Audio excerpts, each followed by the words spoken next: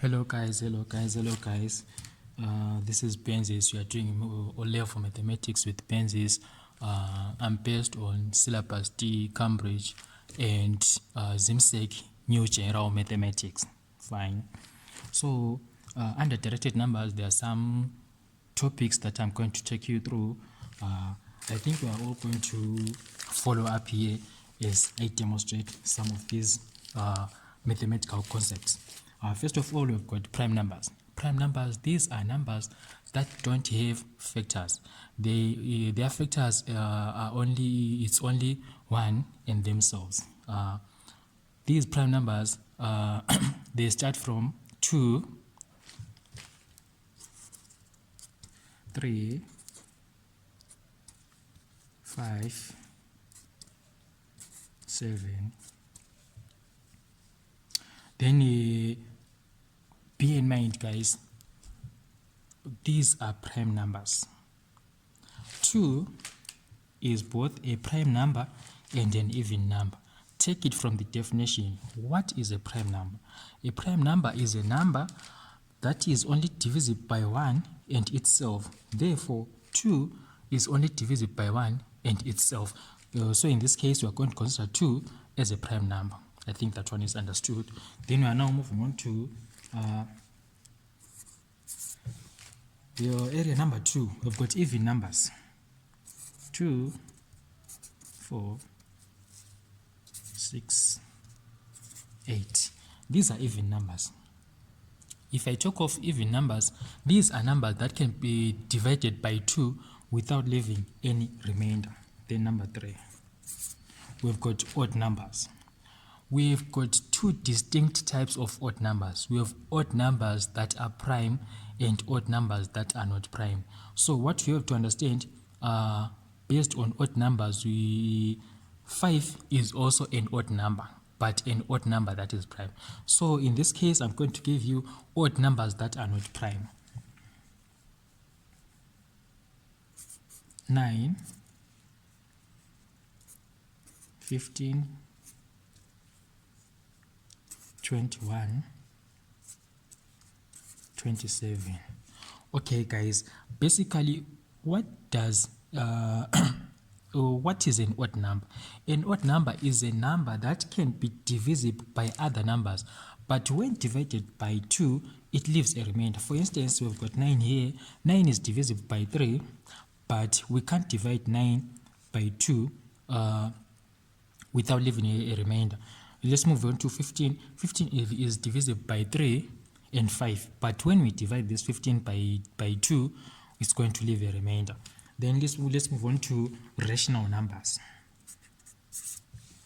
Okay, guys. Based on rational numbers, what is a rational number? A rational number is a number that can be converted or can be written. It's either as a fraction or as a decimal. And some perfect squares are called rational numbers. The first example, square root of 9, 3 over 1.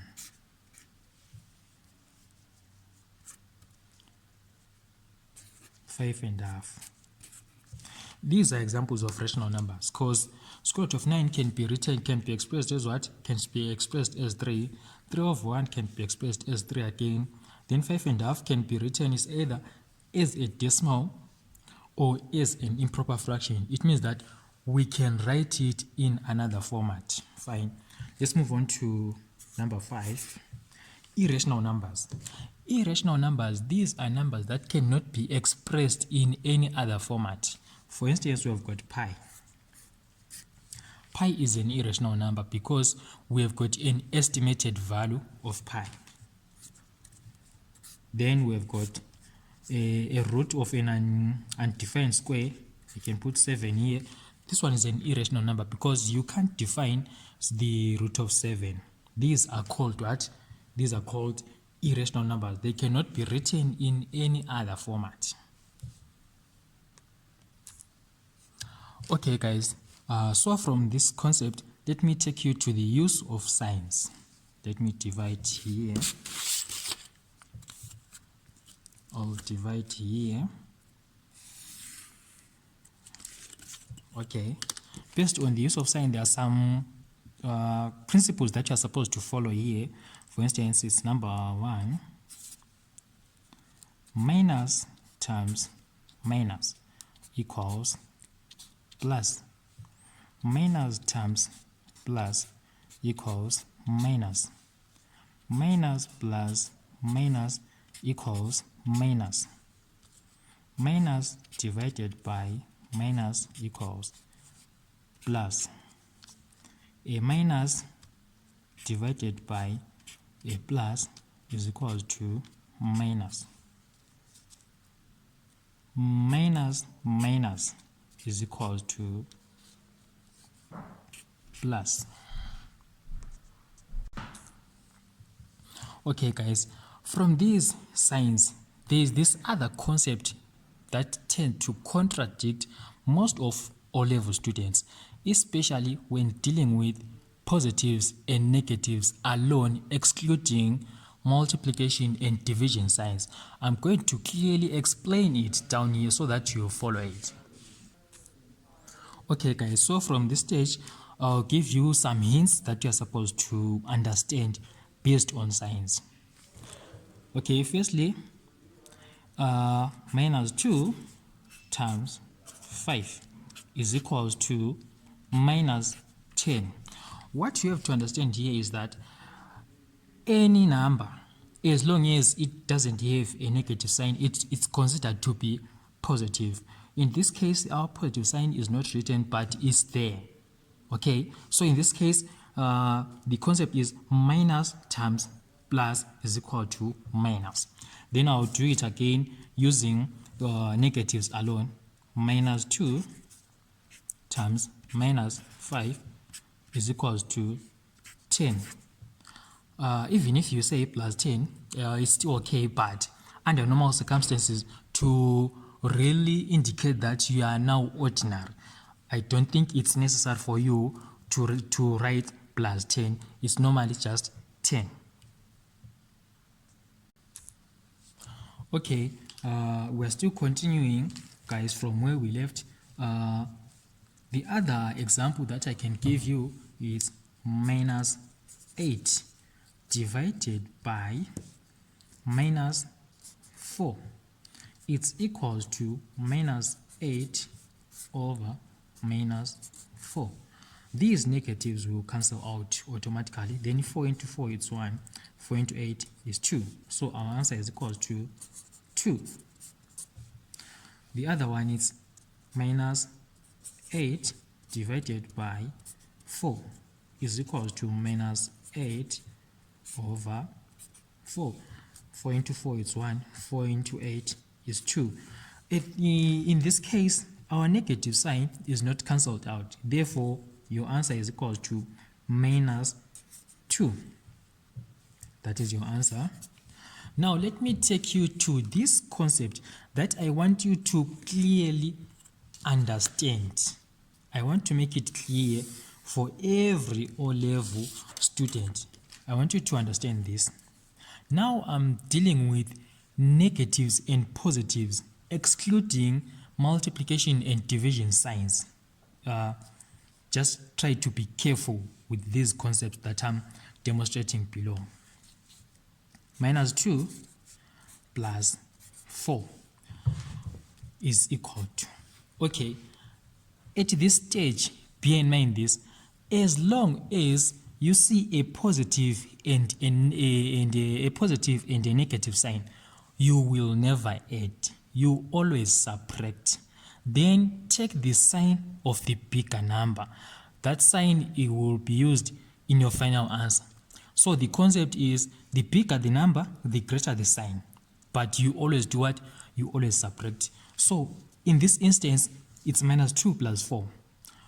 You always ignore this plus. Then say 4 minus 2. It's what? It's 2. Then what is the sign of the bigger number? The sign of the bigger number is positive. So in this case, your answer is equal to positive 2. Then minus 6 plus 2 is equal to. I said to always ignore the positive sign, use the negative sign. So in this case, it's 6 minus 2 It's what? It's 4. Then what's the sign of the bigger number? The sign of the bigger number is what? Is negative. Therefore, your answer is negative 4. You can still do practice in other concepts. Then the other one is minus 4 minus 2. I want you to understand the meaning of these terms. It's the same as, bear in mind this sign means is equivalent to, so these are identities, so it's identical to minus 4 plus minus 2. I think earlier on I gave you this minus plus minus. So if I say minus plus minus, it's being revealed in that case. So what you have to understand, in addition of negatives, your answer will always remain negative. So in this case, minus 4 minus 2 is equal to minus 6. That's your answer. Then the last concept is 4 minus minus 2 is equal to. Okay, once two negatives meet, they transform to form a what? A positive sign. So in this case, it's the same as 4 plus 2. What's your answer? Is equal to 6. Okay guys, let me give you the last hints based on these directed numbers and the use of signs. There are basically two main concepts that tend to frustrate a lot of students, especially considering the directed numbers. So I've got two hints. Number one, the general concept based on these directed numbers is A minus minus B is the same as A plus B. That's it. These two negatives, they transform to create a positive sign like that. Then the last hint, minus A minus B is the same as minus bracket A plus B close. Whenever, if you come across two negative signs in maths, two negatives means add. But now what matters is your final answer. How is your final answer going to be structured like? In this case, these two negatives, as long as they will meet in between these two numbers, they're going to transform into what? Into a positive sign. But if they don't meet, they are separated by these numbers, they will never transform into a negative sign. Otherwise, you just have to know that you will add these two and your negative sign will remain unchanged. So that's the basic principle based on these real numbers. So that's the use of signs. So on our next topic, I'm going to take you through the introduction to the use of unknowns. If I talk of unknowns, you understand it on the next lesson. So this is the end of our first lesson. Thank you guys.